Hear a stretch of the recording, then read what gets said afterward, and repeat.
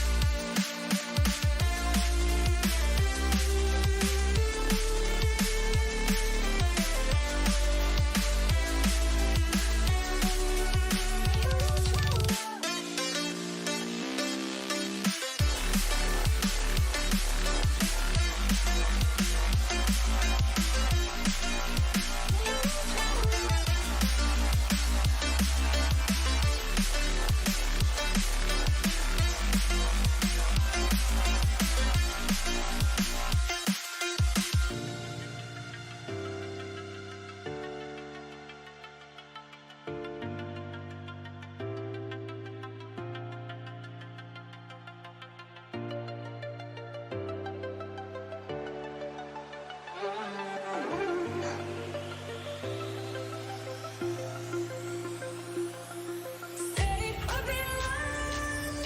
You're making me stronger, making me stronger.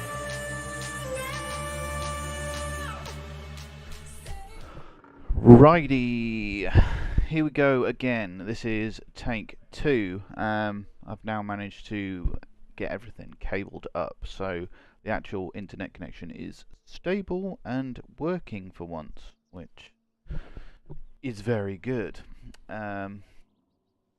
Makes me very happy that this is the case, because that frame rate before was awful.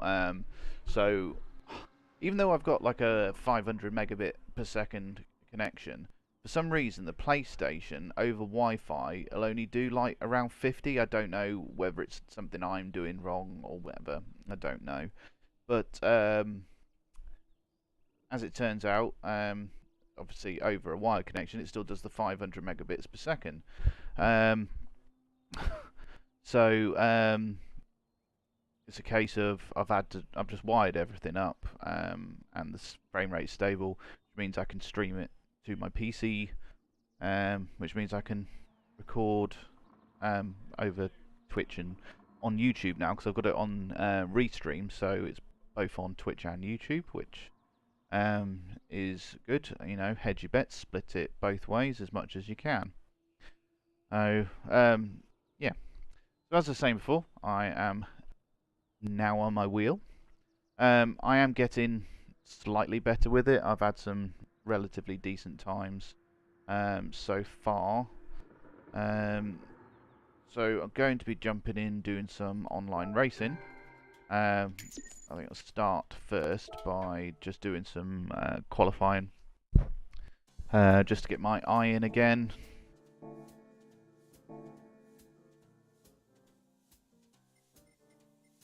So we'll jump on to sport.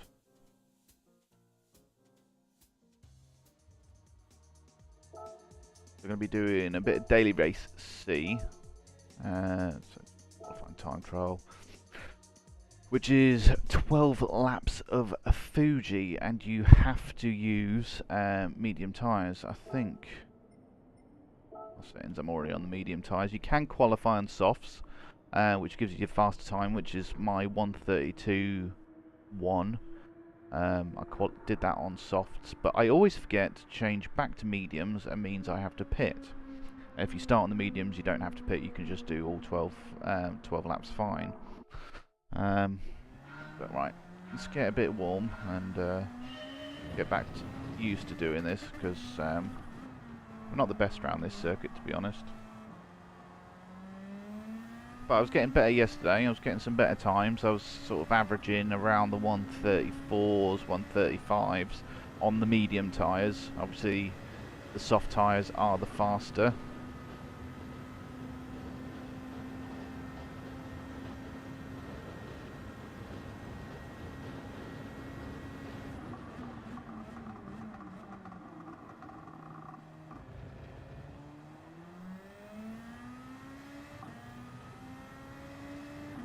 So as well as the steering wheel, I've obviously gone to manual gears as well, which has been a rude awakening, getting used to what sort of gears you should use in each corners. Oh, I've gone a bit deep into that. I'll pull across.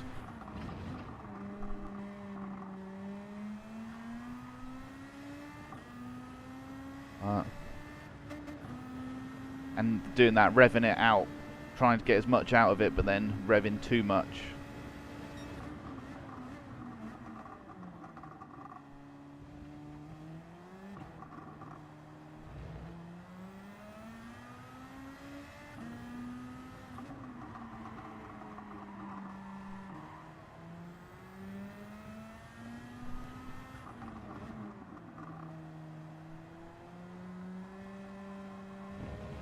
Too much into that.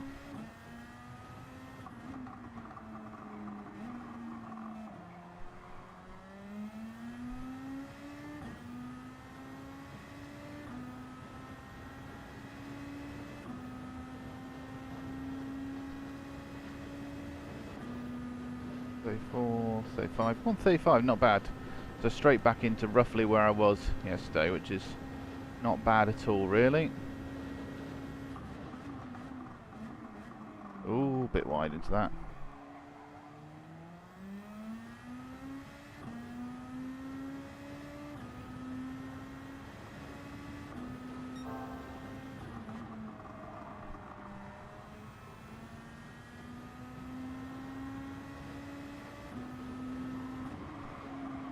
Ooh, very, very wide into that.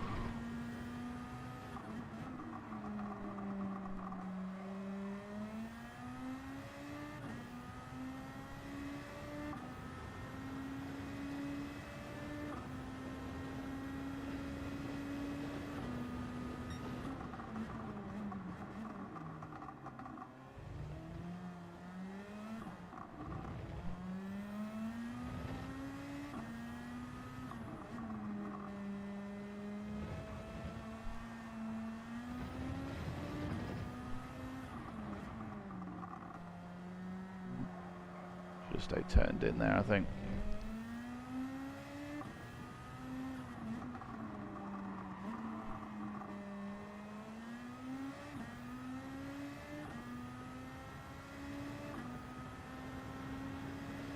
I think that was a relatively bad lap. I've gone that's that 4/10 up. It's not too bad. I went very deep in the first corner. I went really wide in the big sort of long swooping corner.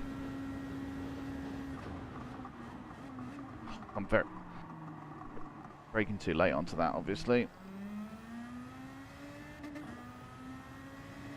To get that sorted out.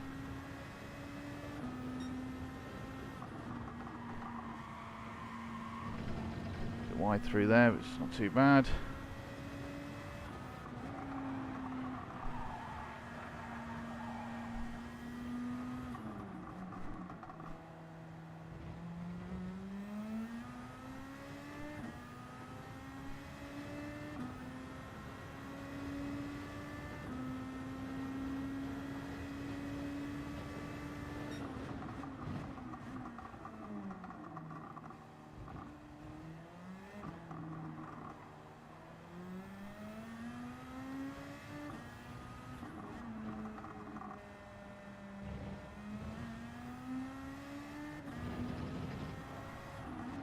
Oh my lord. Oh.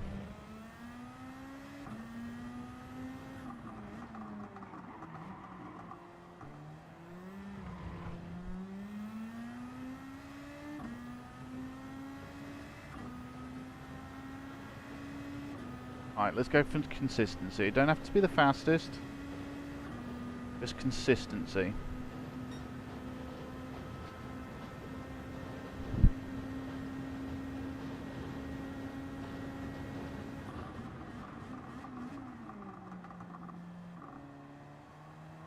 Much better into that hairpin.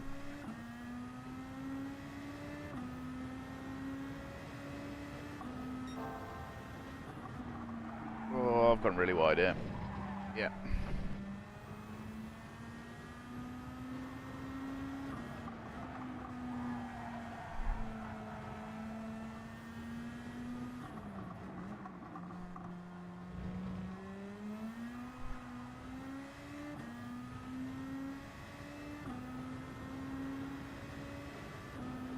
Seven tenths down, 8 tenths down.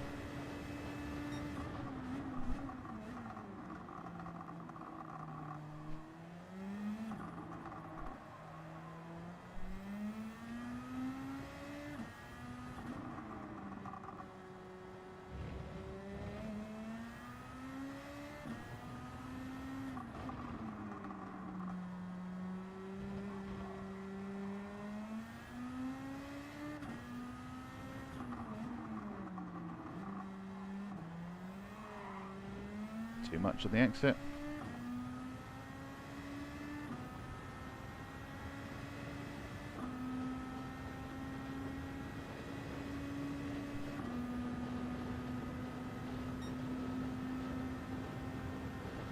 On 36.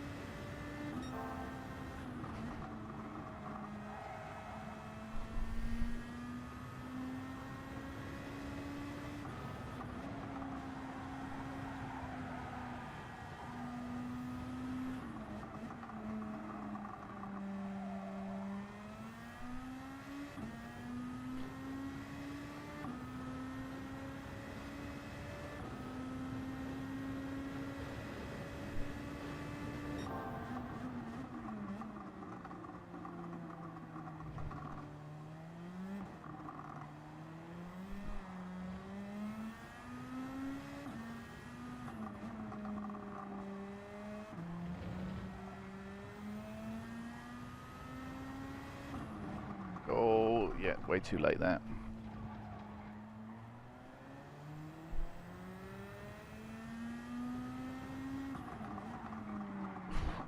Just completely lost it there at the end of that lap.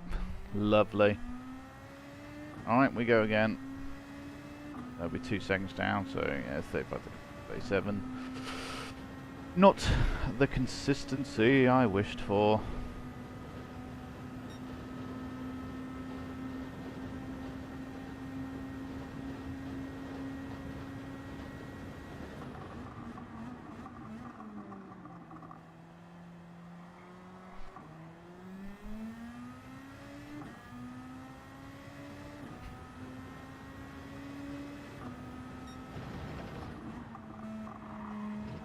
Nicer into that.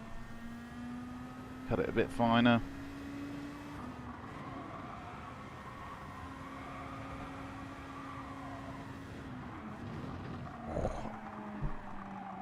Carried a bit too much speed through there. Would have eased off just slightly. Would have came in a bit tighter, I think.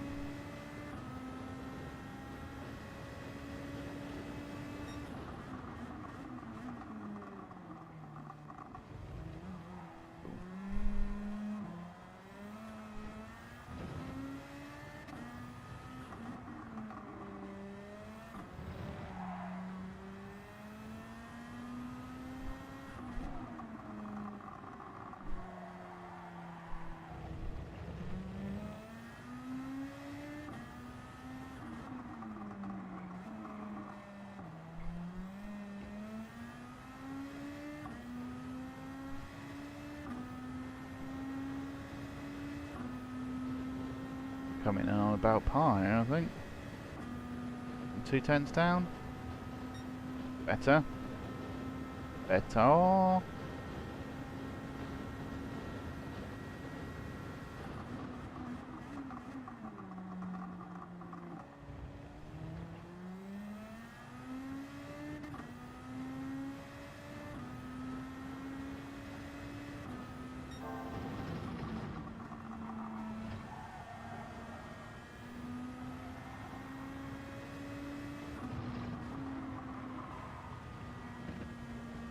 Be a lot tighter through there.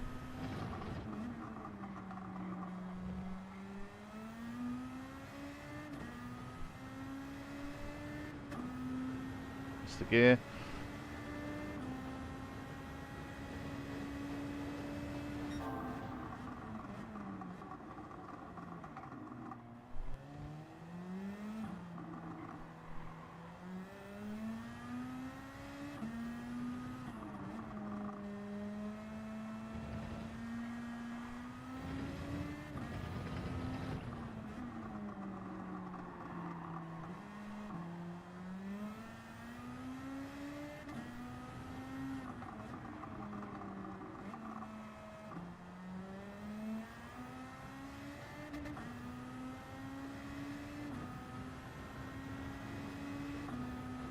Almost a second up.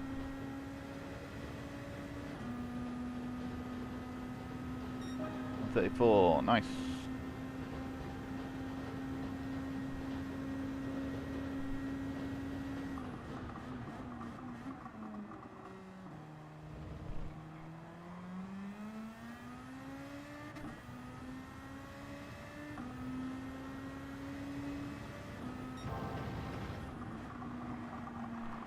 Wider through. Wide through there.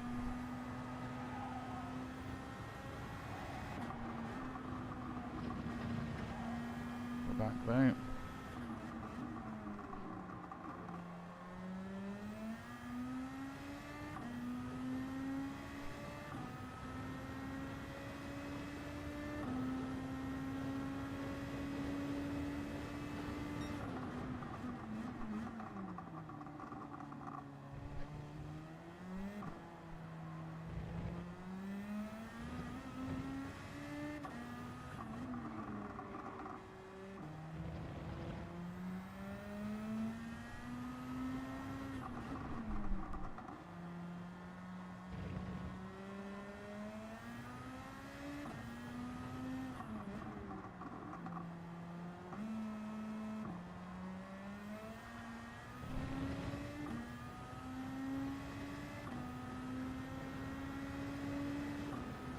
A 3 tenths down, it's not too bad.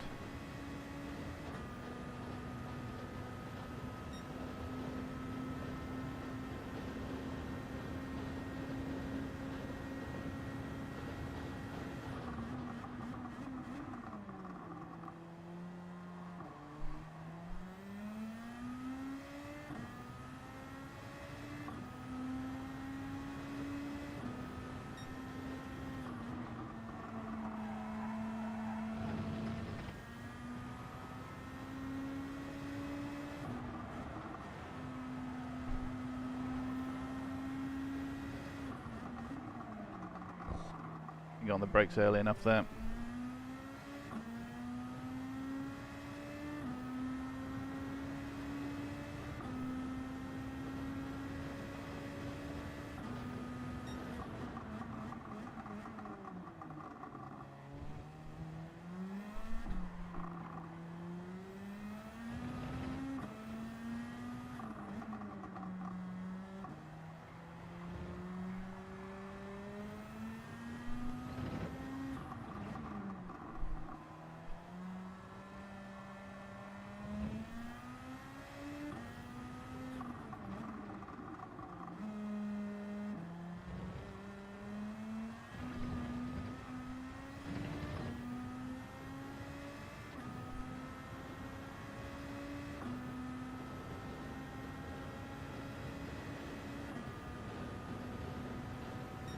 Yeah, not too bad. Right. Let us jump into a race and see how we do.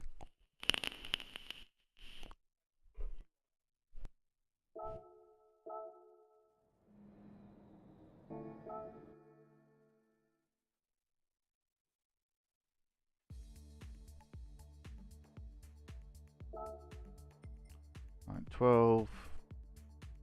Well, 12:30 is the next one. Wow. Okay. So a little bit of time before that. That takes 15 minutes. 12:10. So there's only a minute before that one. So let's jump into one of these first then. To the Beetle.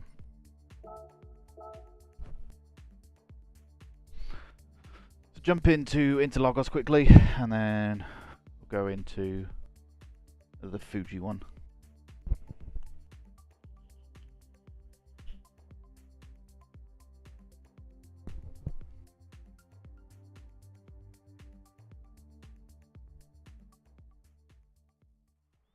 Where are we starting?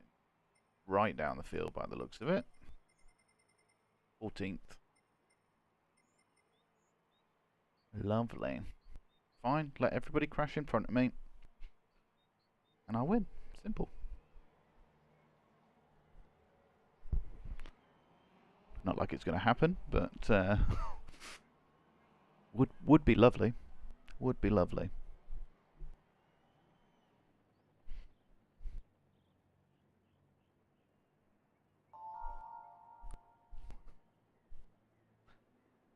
It's going to be odd going from the Nissan to the Beetle though, because this Beetle's a little bit on the aggressive side, to say the least. It definitely wants to spin you out and try to murder you at all opportunities, pretty much. We shall see. I've not been too bad with it. The lovely pink livery as well.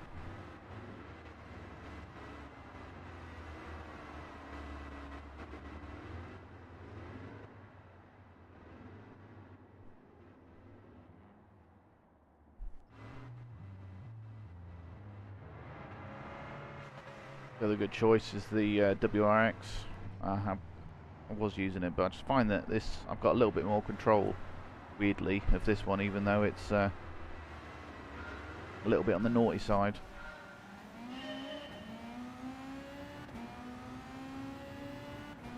Thing is, if you can get this dialed in, it is the quicker car.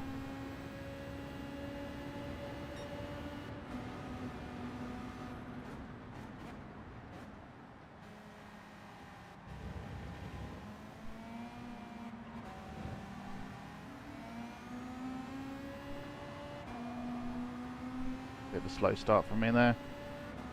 It's fine. I lost any places, so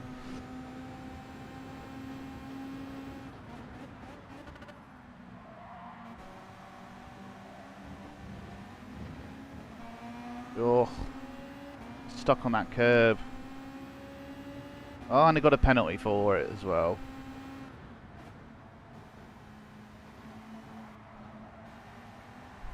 It's not gone particularly well, this.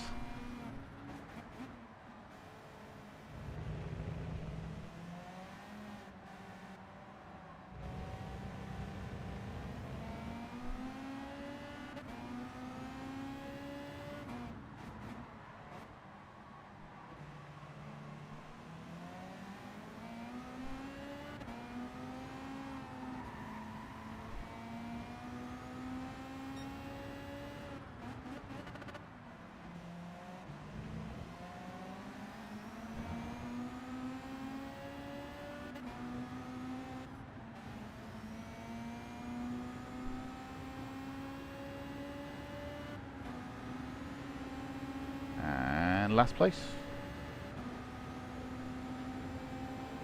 Fine. There will be people who crash.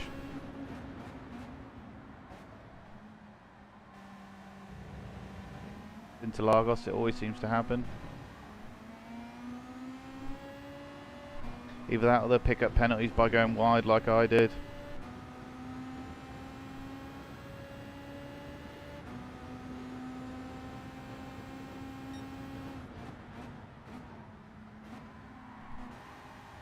Like he is about to.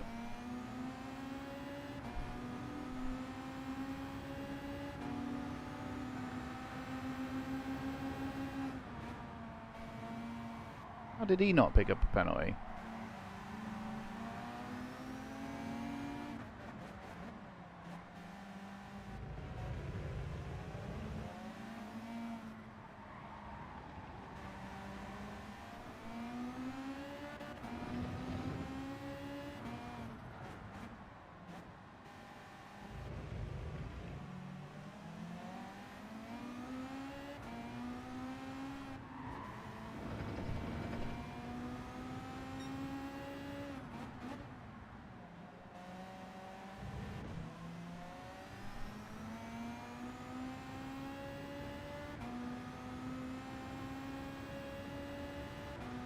Bit slow here.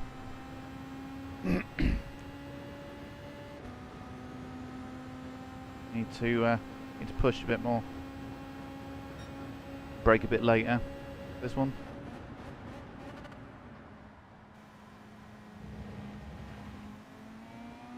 Shift.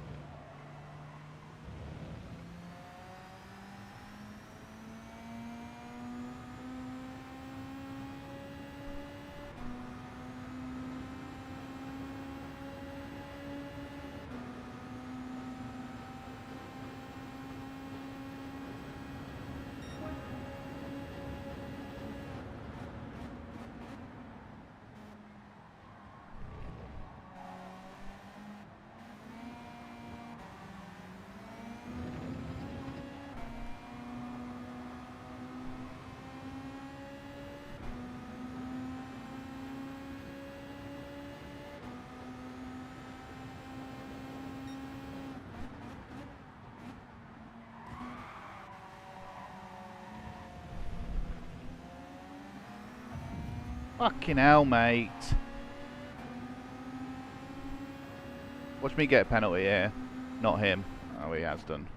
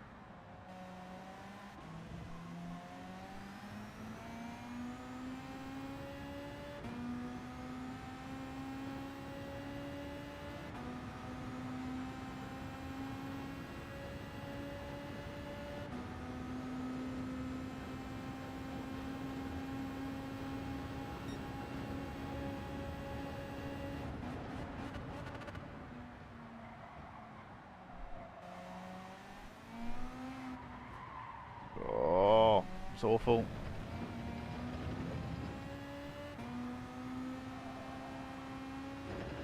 Oh. For something I lost time on, I'm just going to lose more time on.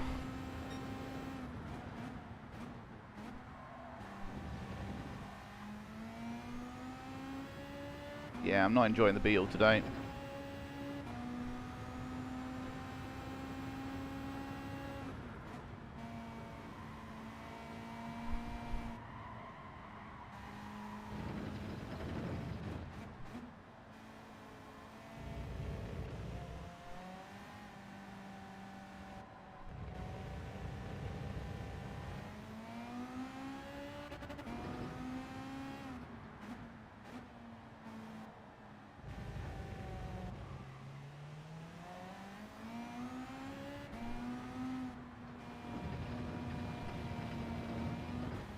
Oh, I'm driving like an idiot here.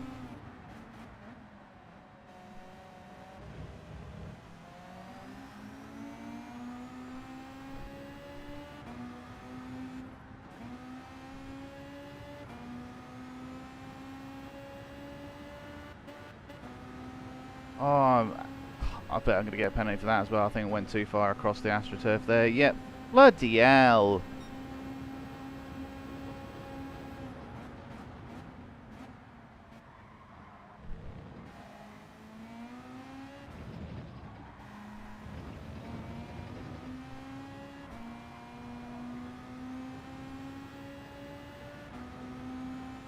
What an absolute nightmare.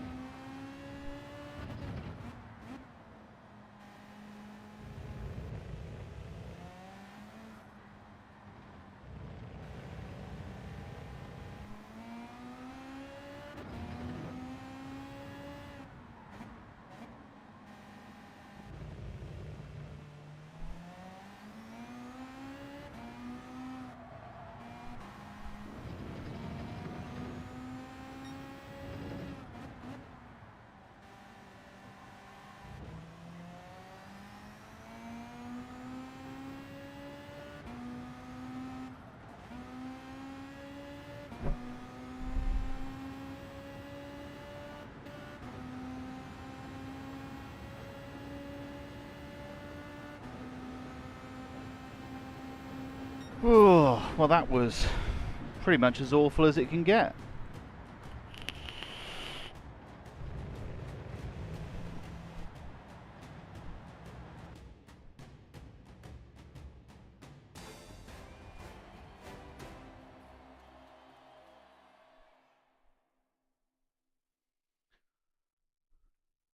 Cool. Well, it seems like chat's working, which is a good thing.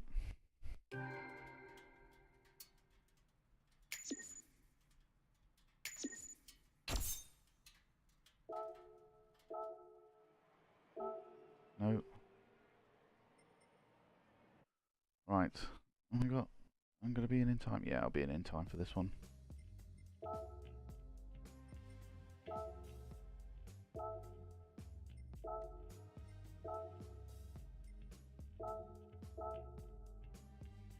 Right, nip to the loot while that's loading.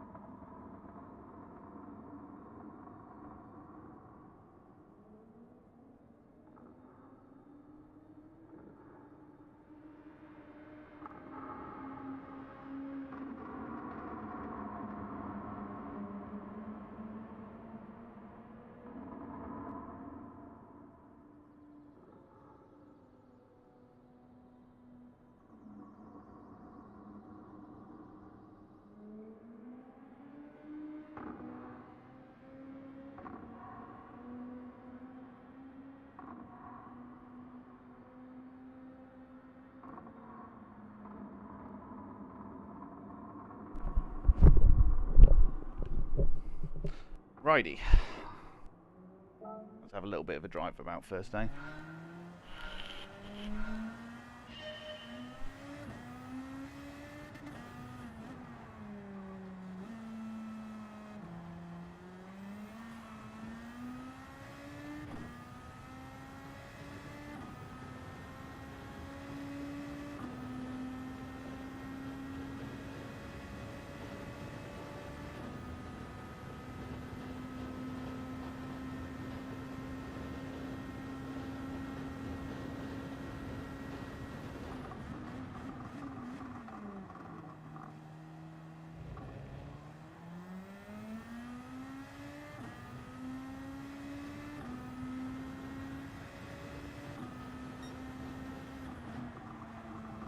That's too much.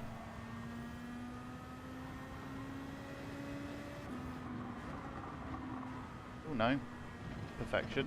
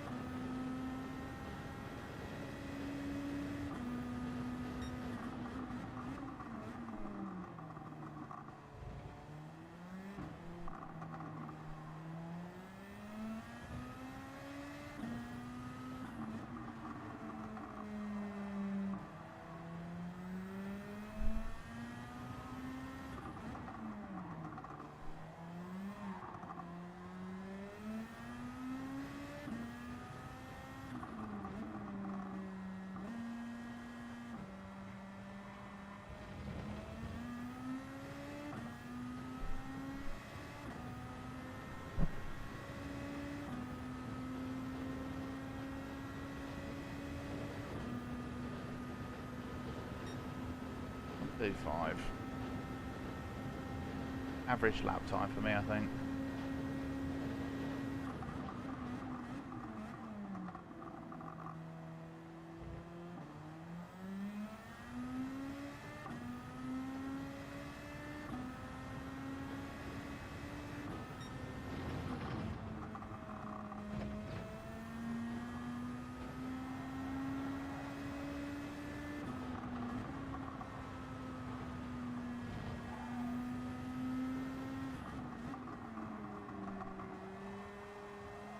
A bit smoother through that time.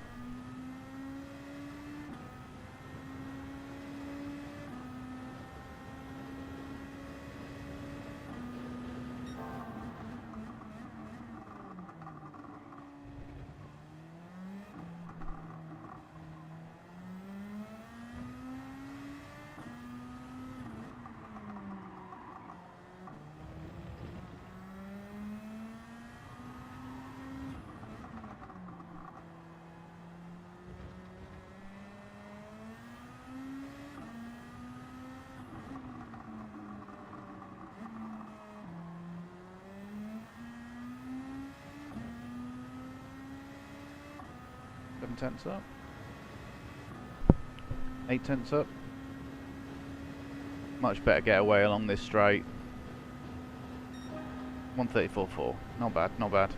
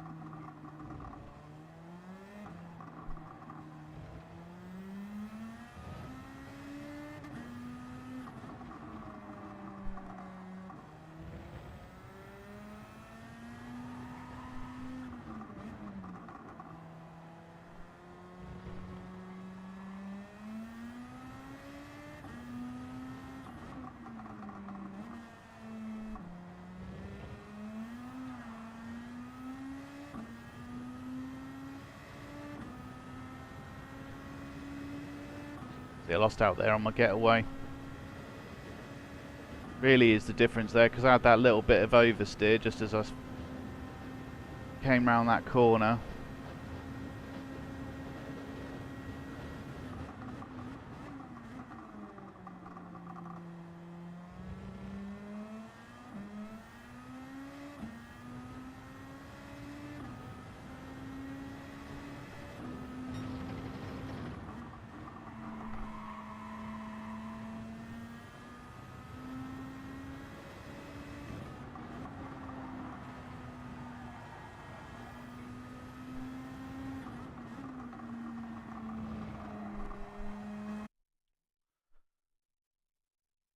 You're right, Jason, mate. How's it going?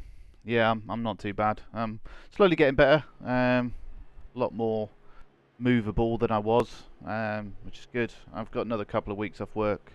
I'm hoping after this week I'm just going to go speak to my doctor, and hopefully I'll be able to do light duties for a couple of weeks before I'll go on annual leave anyway. So by the time I get back from annual leave, I'll be 100% anyway. The way it's slowly getting better, it's just achy really, more than anything. But painkillers are doing their job, which is always a bonus. Which reminds me, it's 12:30. Time for painkillers.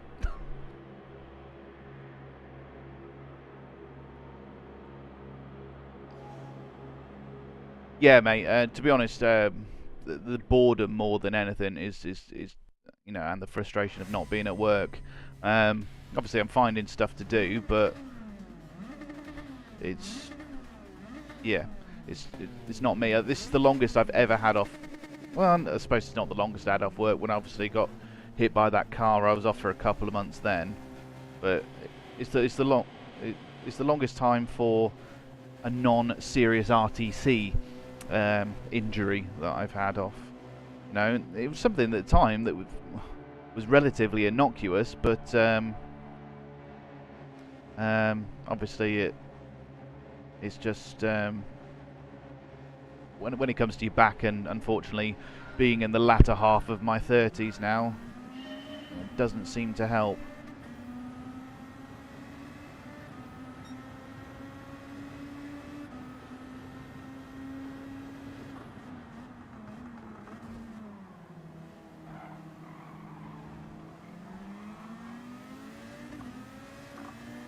Bloody hell, mate. What the hell? You can't cut across somebody like that. Oh my lord, it's a bloody 12-lap... It's a 12-lap race, come on!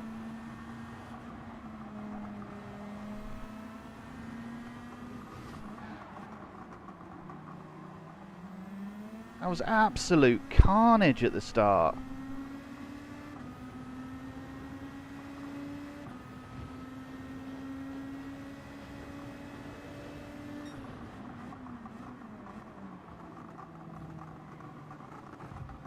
Okay.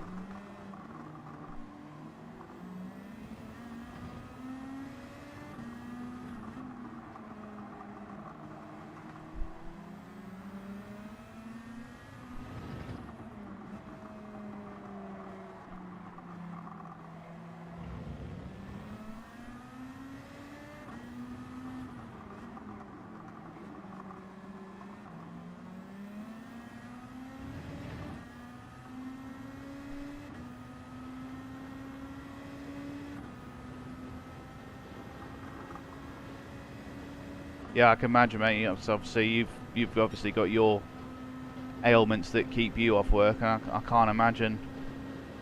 I suppose you get used to it at all, or is it just a case of you've got to find stuff for you to do that's like outside the house and stuff like that?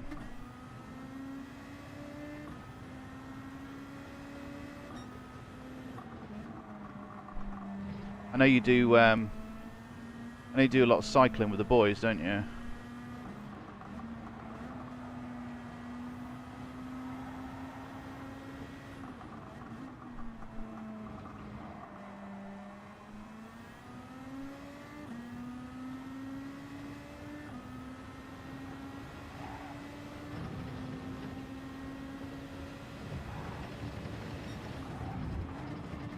What is this guy's problem? He's just... Oh...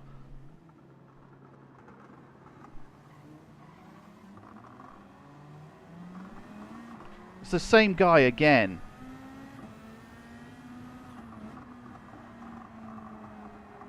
Oh, I've got dirt on my tyres now.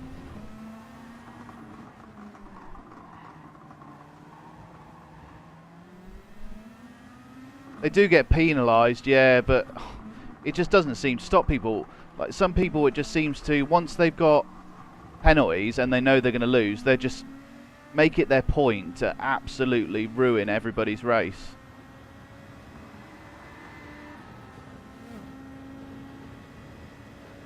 Like there, I was running up in 9th place, which is no great shakes, you know, it's not the highest positions, but it's completely ruined my race, you know, it's a 12-lap race.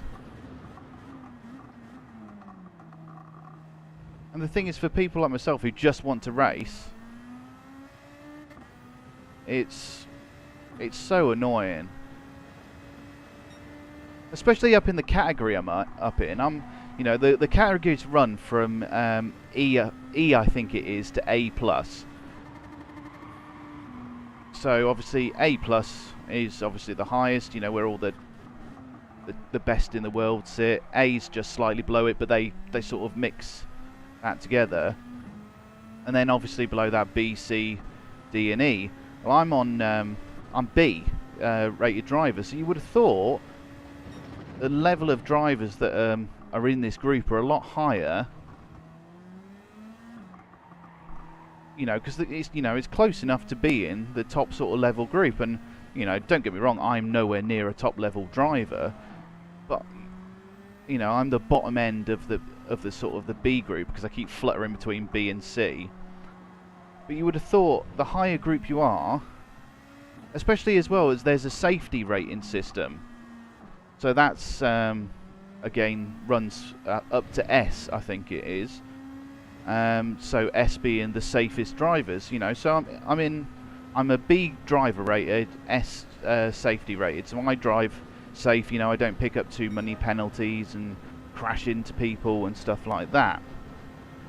But you think you'd get mixed in with those sort of people, and you get those people that have got those the safety ratings, yet they drive like absolute morons, and you're like, how are you rated that highly when you're driving like an absolute clown?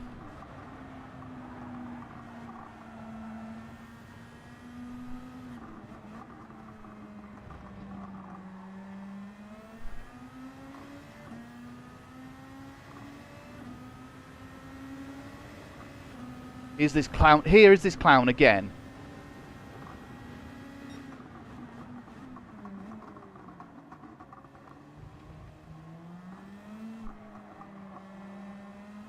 Don't get me wrong, he's quick because he keeps catching back up with me. I'm just going to let him go a bit, I think. My race is already ruined, I might as well take the loss on the position.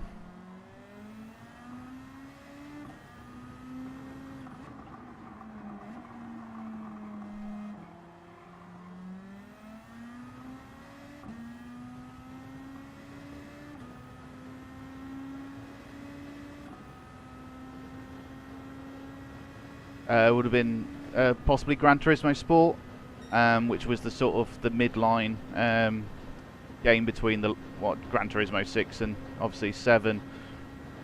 I had GT Sport, enjoyed it. It's the sport mode, so the online racing is pretty much exactly the same as this. Just Gran Turismo Sport didn't really have that much of a single player campaign side of things, whilst this one's obviously got a bit more involved with that.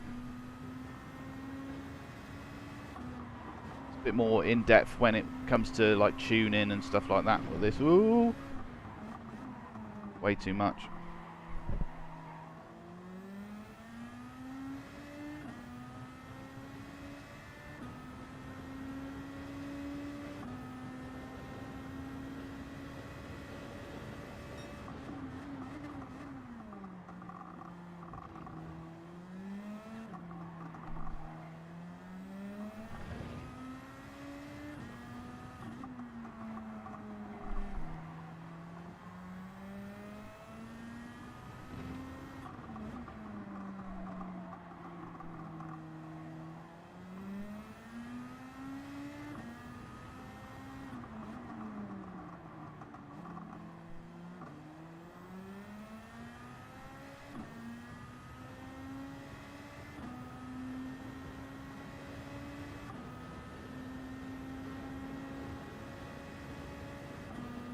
14 degrees is positively tropical, isn't it?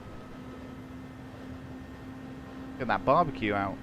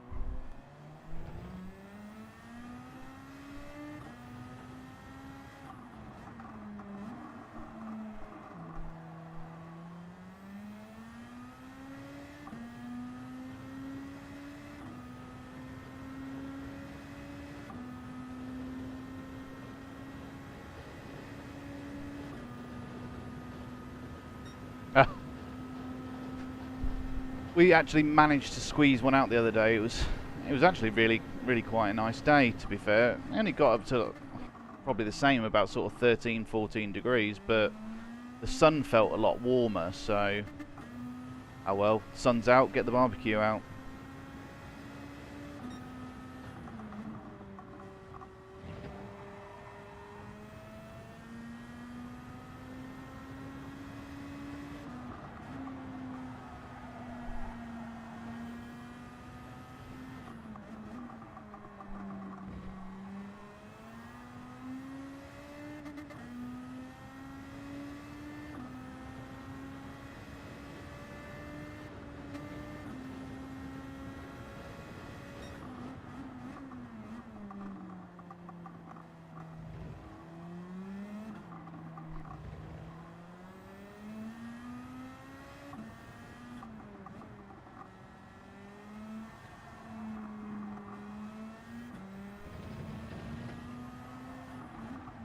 Oh.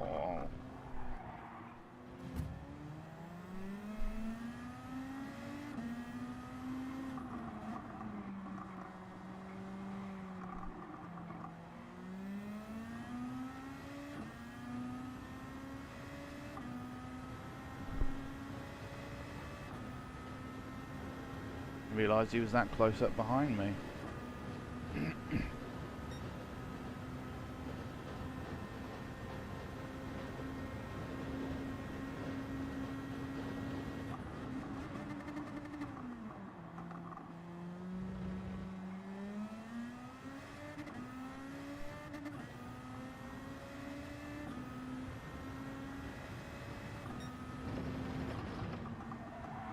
Oh, way wide.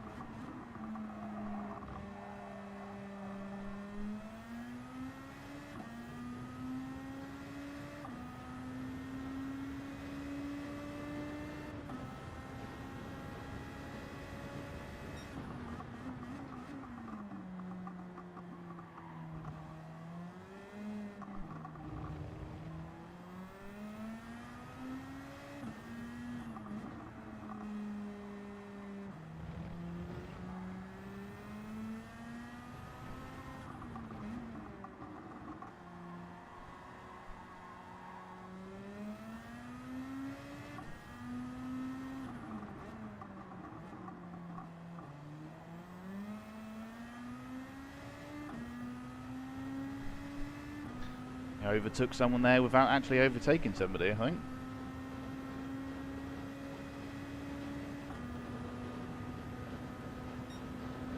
Yeah, so our back garden's got more sun I'd say sort of during the morning, so it's not that warm, but the front of the house gets all the heat towards the end of the day.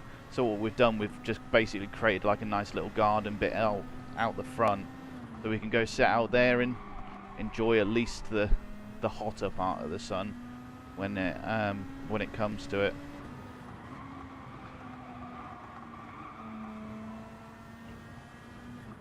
Well, I'll say we have.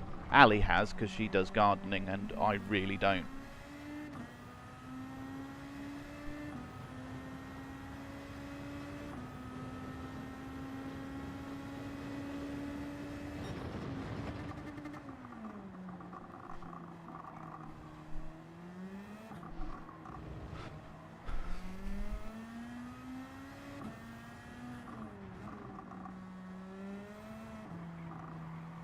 Yeah, give me technology, you know, like I've obviously built my own PC and stuff like that. I could do all that sort of stuff, easy, easy. Do it all day. Gardening, bored within about 0.3 of a second. But I'm just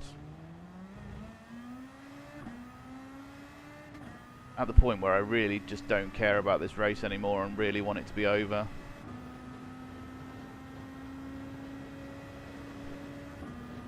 I ain't quitting. Never quit. Like minute 40. Like, average times have been all over the shop. Oh, break.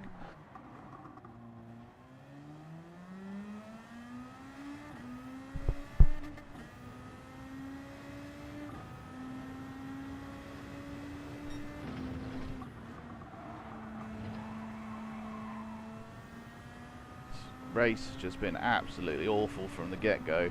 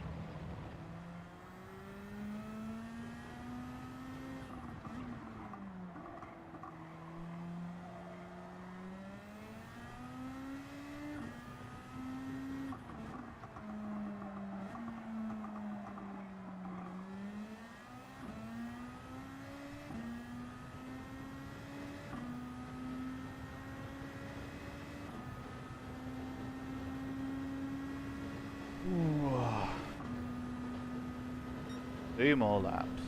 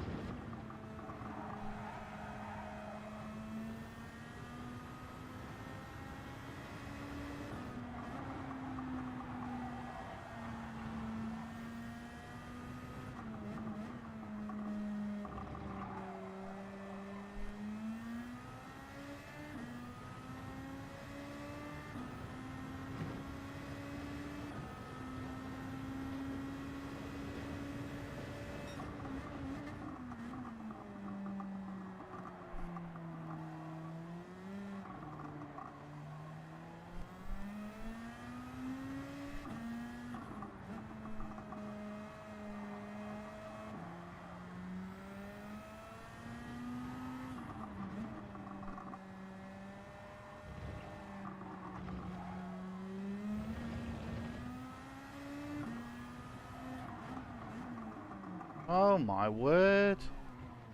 I've just lost all control of this car.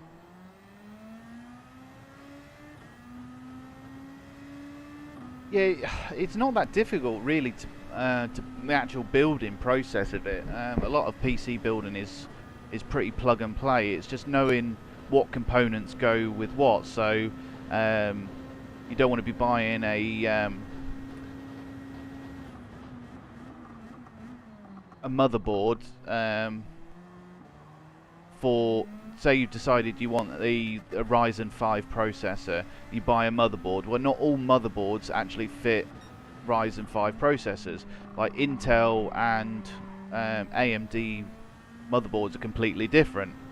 And then, like, it depends on the generation of Ryzen. So, like mine's a 3000 series Ryzen 5. So I need at least a B450 motherboard to suit it. So it's and then obviously for the newer 5000 series, it's a B550. So it's just knowing what components go with what equipment. So you have to really sort of plan your build around what you're wanting to put inside it. Like certain, I say a lot of the newer ones, I don't think there's that much difference, but the older motherboards would only take up to a certain gigabyte of RAM. So you'd have to be careful about how much RAM you put onto the board and stuff like that. No, that is definitely, yeah, the price of it is definitely not good. Though to build one is cheaper than to buy one from a shop pre-built, because obviously you have the buy-in fees and the building fees and that on top, and you can to a degree sort of save money in certain areas. Like if you're going to buy a PC with a Ryzen 5 and a 3060 graphics card into it, you know, you can guarantee the people who are going to build it are going to put like the best fans they can in, which are going to raise the price. The case that the PC comes in is going to be of a certain price, and this, that, and the other. Whilst, you know, some of the PC cases you can get, you know, can cost 250, 300 quid just for the case, just for a hollow bit of metal that you're basically going to bolt everything into. You know, my PC case cost 30 quid. You know, there's quite a bit of difference there, and you know, it still does the same thing essentially. It, you know, it houses the PC as in total, and yeah, obviously there are ways that you can go cheaper from it, like cooling solutions for stuff like the processor. You know, a lot of the Ryzens come with their own fan, which is good enough to keep that chip cool. That's what it's been designed for. So you can just use that. You know, when I first built mine, that's what I was using. So, you know, you can keep the cost down that way. The issue at the moment with, especially with today's market for PC components, is the fact that they've got obviously the global chip shortage of semiconductors. You know, 'cause the semiconductors are what go into all the new cars, the new consoles. That's why you can't get hold of new consoles, because they're not being built quick enough, because there's a global shortage of the chipsets and stuff like that for them, which has then caused people to obviously buy them mass, which has caused the scalping thing, and it's a whole ball of mess. And because the scalpers are selling them for, you know, a lot more than they are, the actual retailers are going, well, the scalpers are getting that sort of money, so why can't we? So the prices are being driven up and up and up.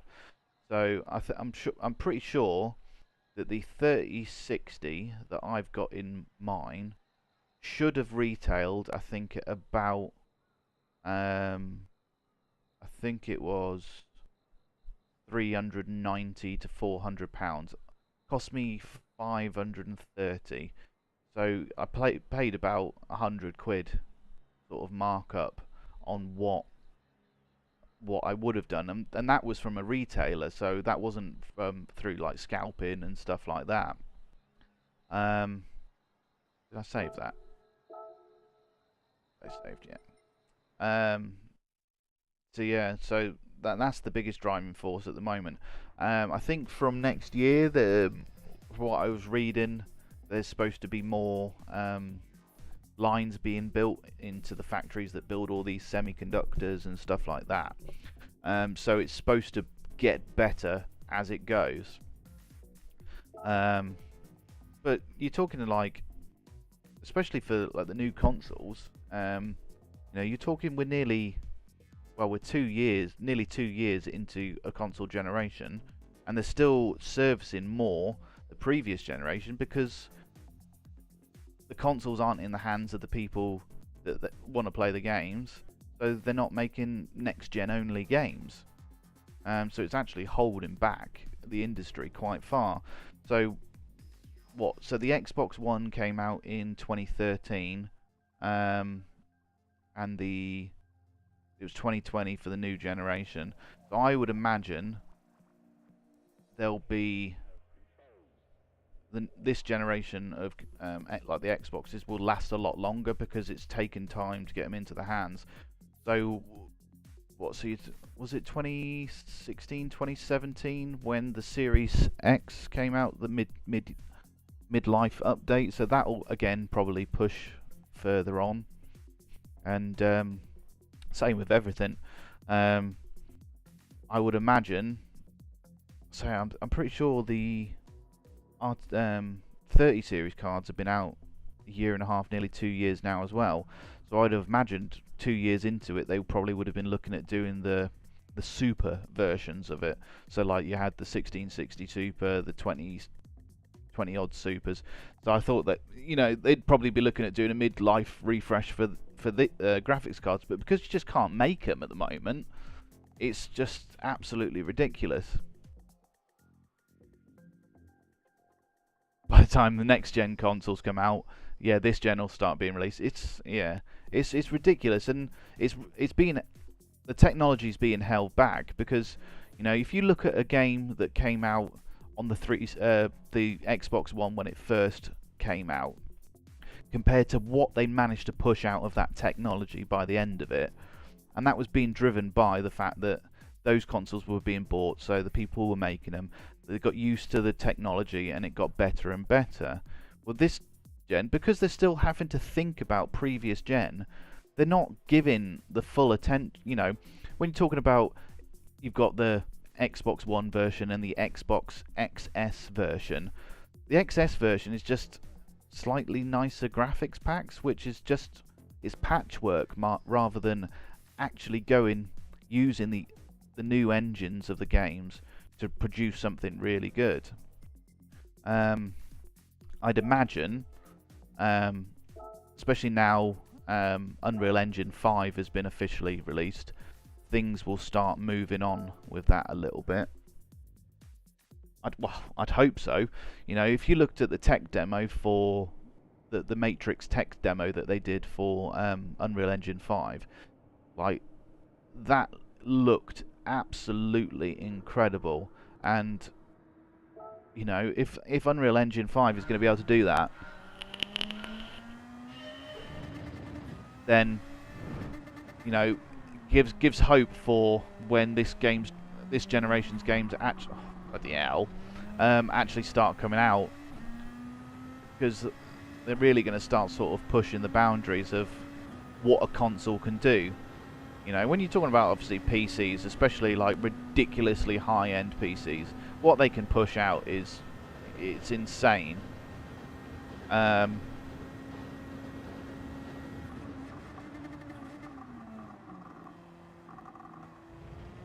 But not everybody can afford a blooming £6,000-7,000 PC. Most people can't. Can't afford a £6,000-7,000 PC.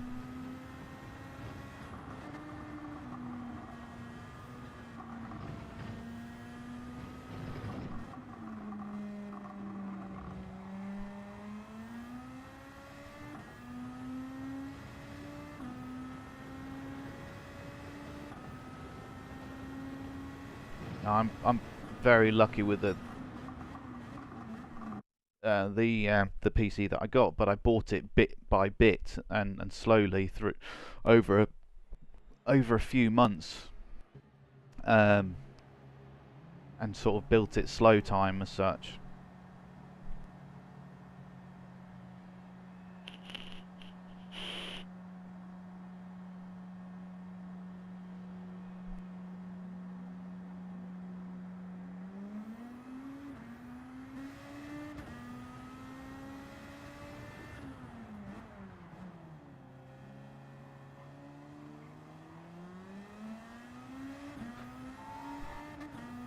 Right, let's hope that this race doesn't go absolutely bonkers like the last one did.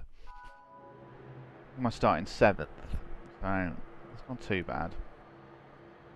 Oh, that F21 is in this one again. So he was the guy that was slamming into me last race, so I suppose prepare for absolute carnage again then, and tumble down the order.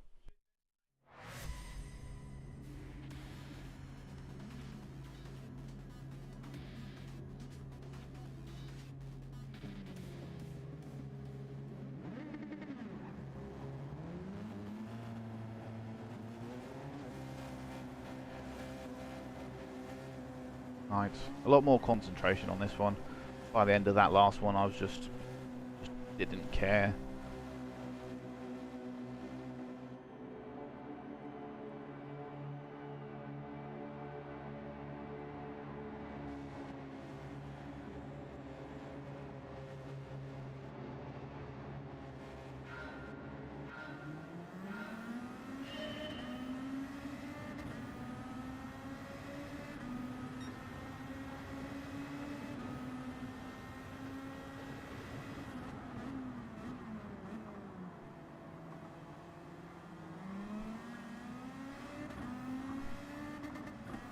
I didn't get wiped out on the first corner this time, so there's small wins.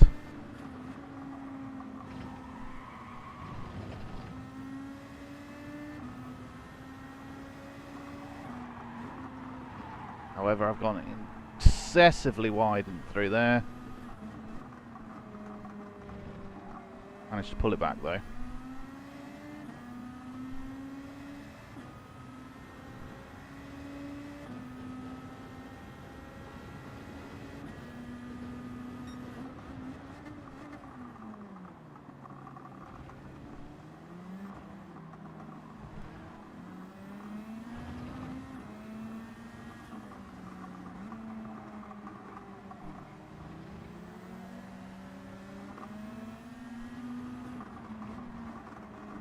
Ooh! Oh, my fault. Gotta get a penalty there.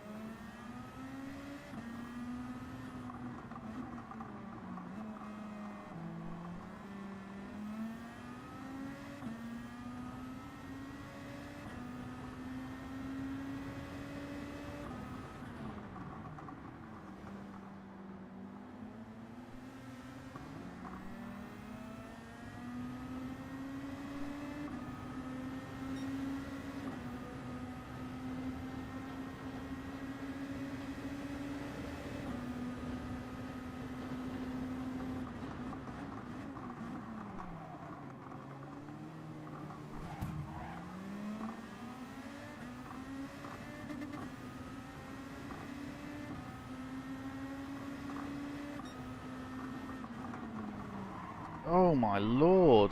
He...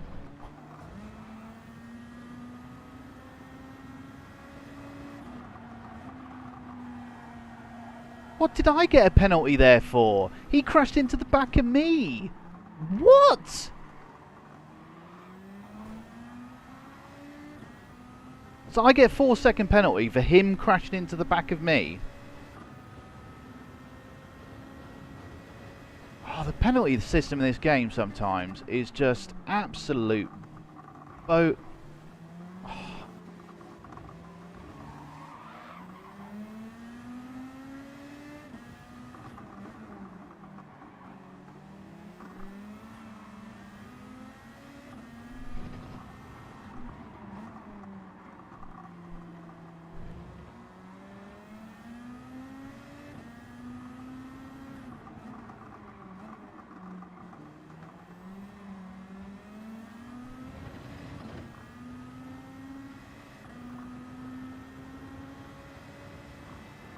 Is that Laura's partner, is it? Because I know he used to be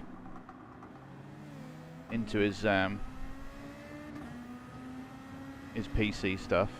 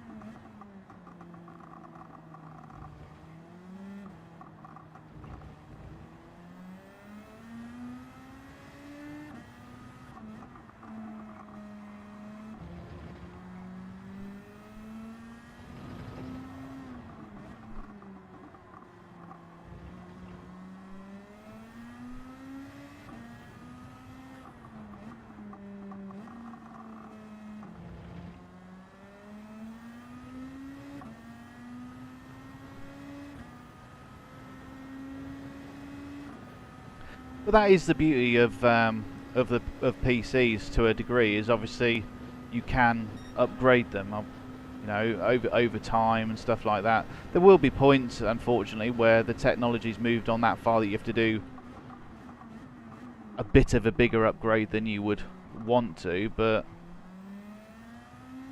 you know, on the main, you can upgrade relatively slowly.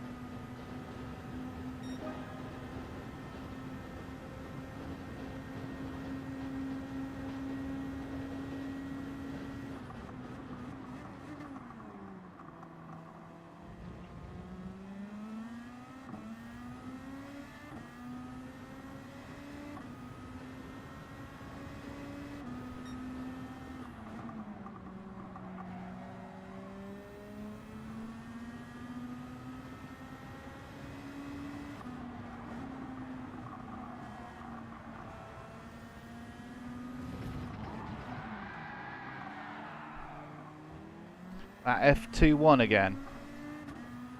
Absolutely filthy. Is he going to get a penalty? No, he's not going to get a penalty. So I get a penalty earlier for someone going into the back of me, and he didn't get a penalty there for absolutely ruining my line.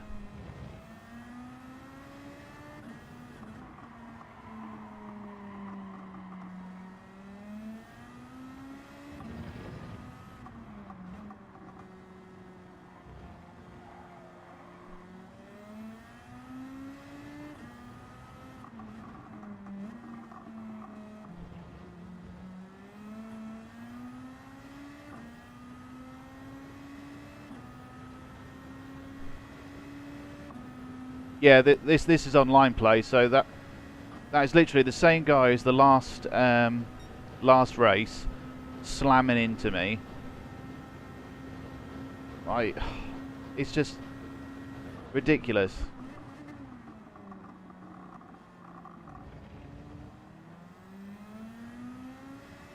So he's done the same again here. Watch him sweep over in a second. No, I thought he was gonna. Oh my lord.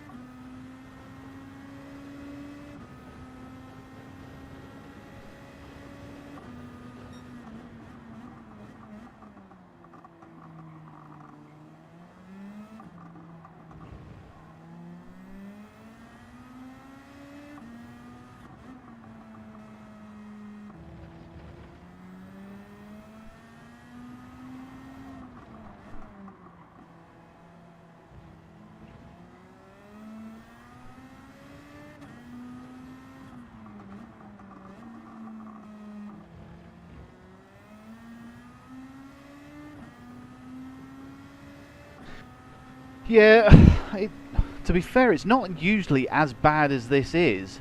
I don't know what it is today, but it just seems like all the idiots have come out the woodwork, especially in the higher rated lobbies that I'm in. You know, like I say, I know I'm not the best at drop. Bloody, oh, I'm just having a mare now. I don't per se get angry. I just get frustrated, and then that comes out in my driving. I end up taking corners too wide. I end up like missing gear changes.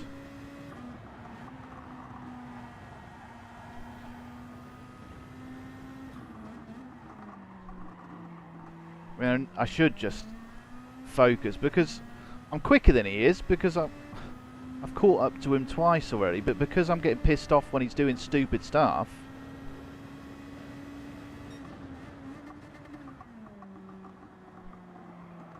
I'm making silly mistakes, and because I'm making those silly mistakes, I'm dropping further and further back.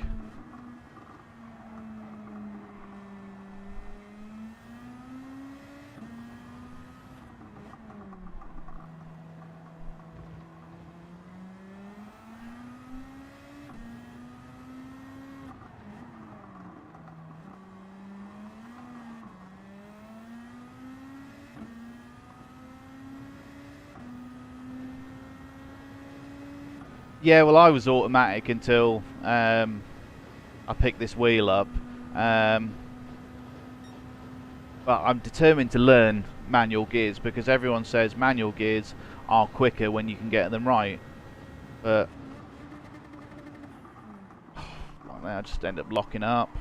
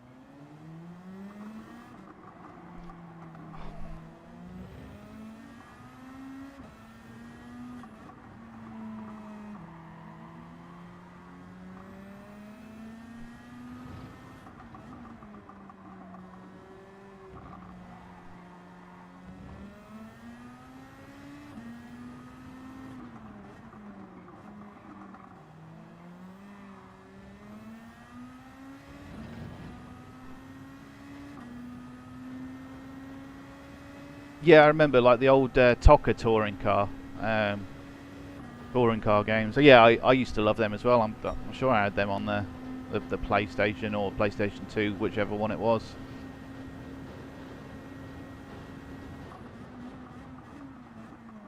This is, I suppose, sort of close to it in the sense of it's GT cars. You know, you have a range of sort of GR1, GR2, GR3 and GR4 cars, as well as like your road cars, supercars. There are rally cars in here as well. There's concept cars as well. But a lot of the online racing stuff is usually surrounded around the group cars.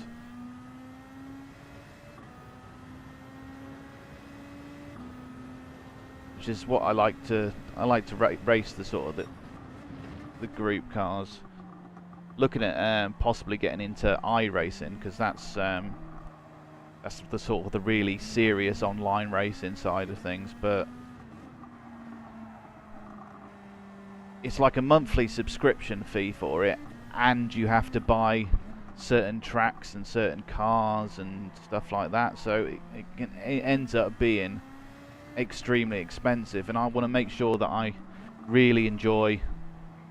Well, I really enjoy online racing anyway. But I don't want to get too far into that, and because it can obviously just be such a money pit. I think all the stuff while you're in the rookies in it, because that's licensed as well. So the bonus for that is people who crash and do stupid stuff get demoted very quickly. So you don't tend to race with those sort of people. You know, most people who are playing iRacing are doing it because they want to seriously online race.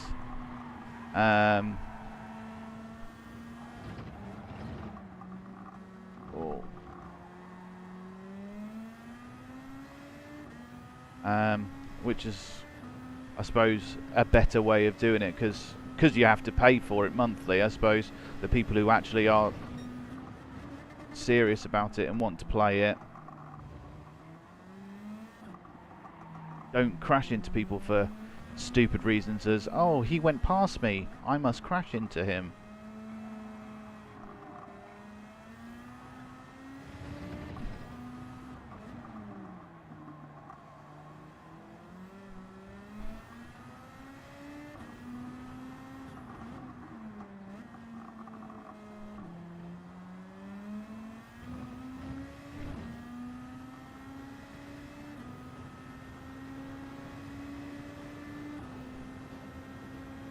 Gone into the pits. Oh, I'm going to gain a position for free. Lovely. Yeah, most definitely. Yeah, we'll be able to talk about that if he is wants to get into that side of things. Then makes complete sense.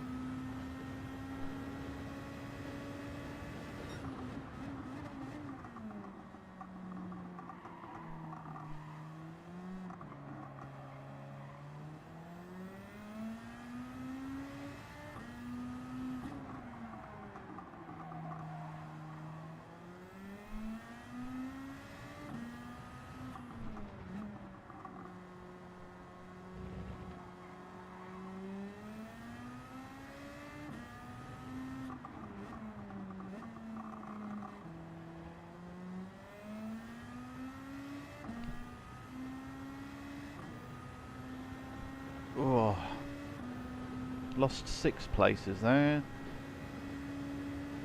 Stupid penalties.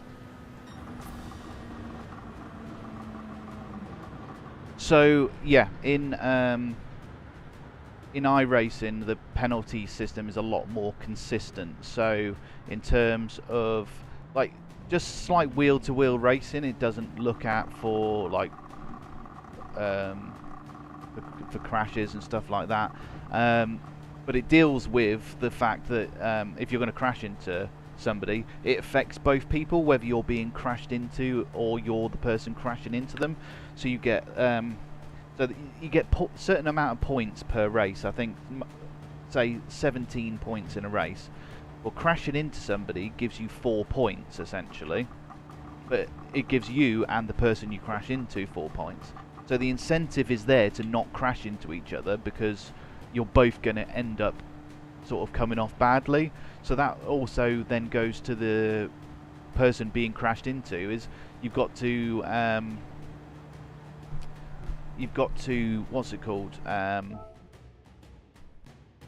You've got to look at how you're entering corners, because sometimes, you know, if you cut across the front of somebody while they're sort of on your rear quarter panel, there's a potential that you're going to end up in a crash. So, you know, that then means, well, there's the potential of you've got to leave a car's width between you to avoid that contact. So because you've got to think about the way you drive and other people got to think about the way they drive, it lends to being a lot cleaner and a lot more consistent with what you'd see in a bit like F1 rules. So it lends it to being a little bit more consistent, like real life is. So like you obviously get points for ignoring track limits, so you can't just cut corners and stuff like that. So it lends itself to being a case of, right, I'm going to actually drive in the way a real driver would, because I don't want to gain the points, because you want to be able to go up the licenses to go into the better races, because when you're in the rookies where everybody starts, it's very basic, sort of like quite slow cars, but everyone's got to do it. But once you're out of that, you can then go into, well, do you want to do NASCAR? Oh, right, okay, there's a path to follow where you can do oval racing and NASCAR. Do you want to do the Formula cars, like basically F1 cars? Well, there's a pathway that you can do that, and you have to gain certain licenses to be able to go into that sort of pathway. So the incentive is there, because you're paying for it, to not crash into people, to get a decent safety rating so you can advance through to go to the different licenses and the different races that you actually want to go into. So it makes for a lot cleaner and a lot more realistic sort of style of racing.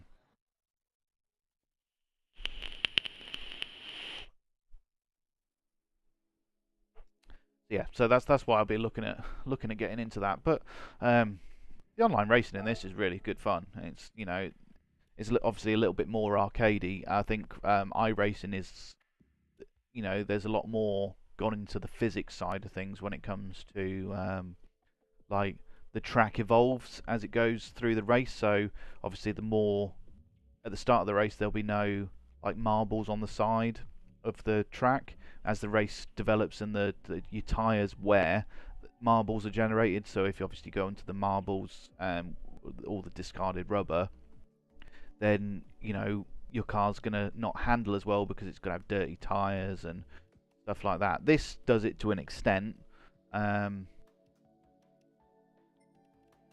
not as serious as what that does. Right. Let's have a bit of practice. I want to try on a different car.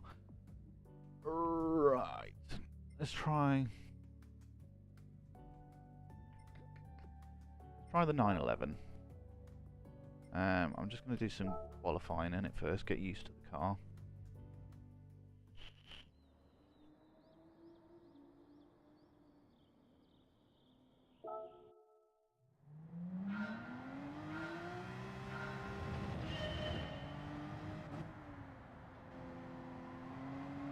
Oh, that's a lot heavier on the steer.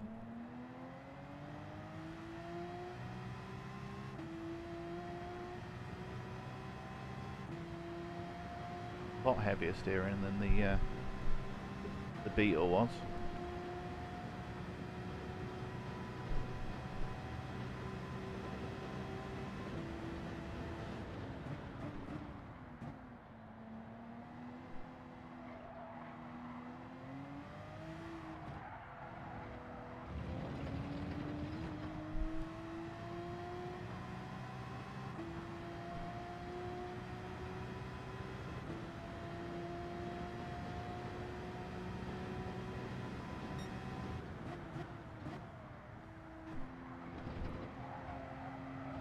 No, gone wide there. No, doesn't handle well enough. Don't like it. Don't like it. That's great for a race like Spa, but this is quite a tight little racetrack.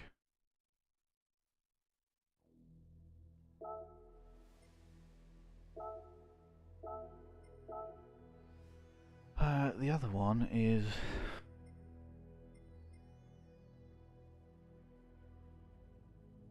use the WR or yeah, try the WR.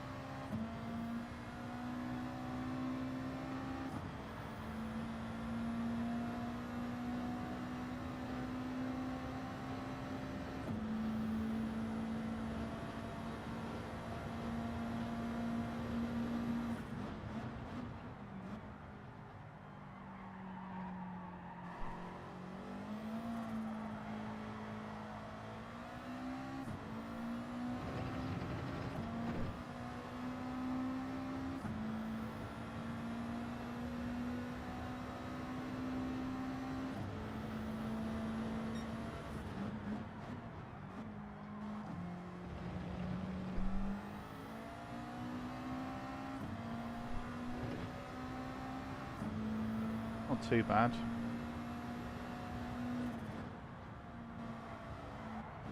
Oh, that's run very wide though.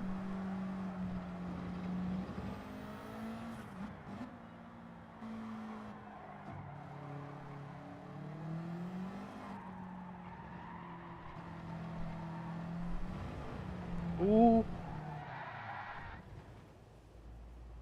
Ah, that's very nice palm tree there. Not quite the part of the track that I was wanting to see, but very pretty indeed.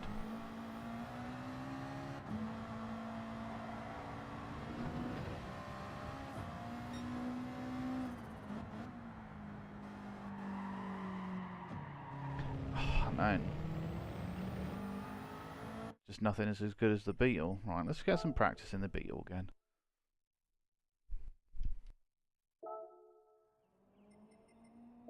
Get back used to using it, because obviously handles so much different to the car I've been using that other race.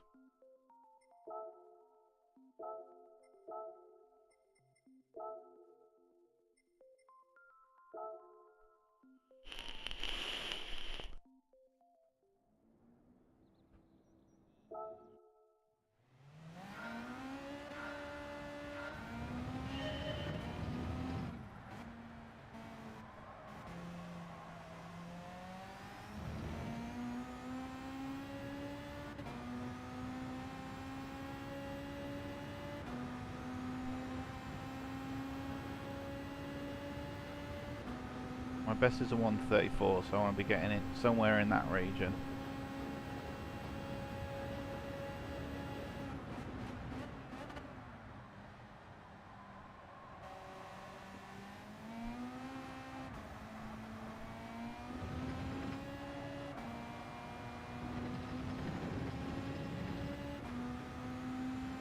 Way too much curb there.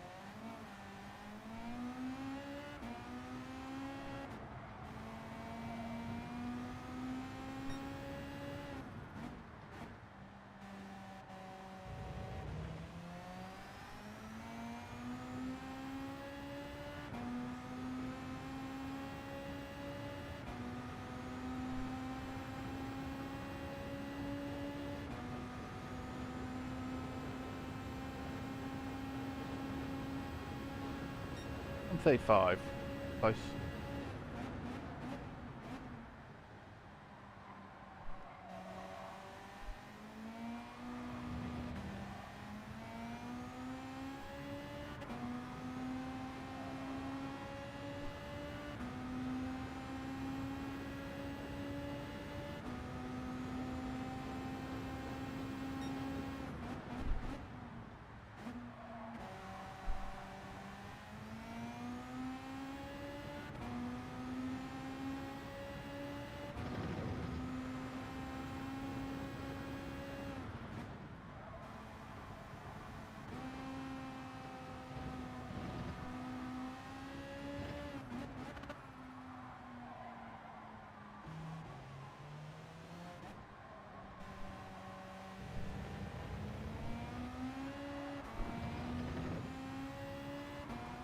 Oh my lord.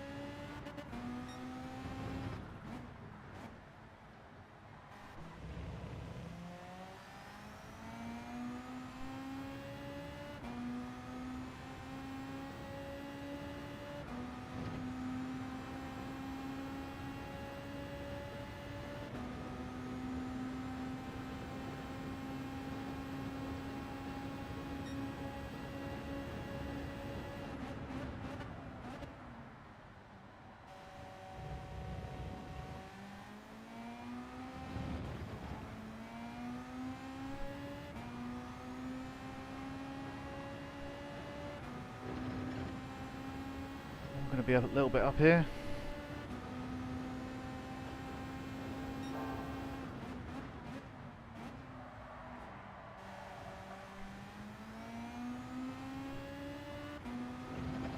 Tenth up.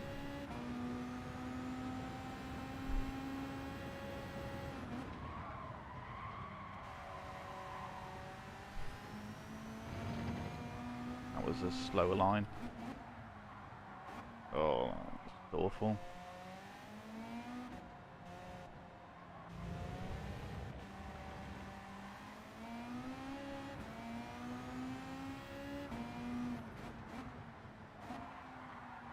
No.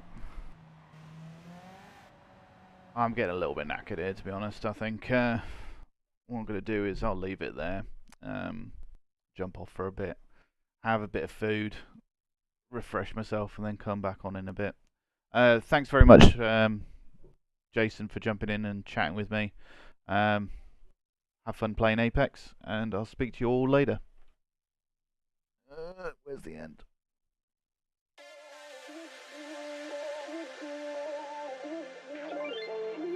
Ain't no love like a real love, but it goes so fast. All tied up like a captain. I'm on to you. Used to pay to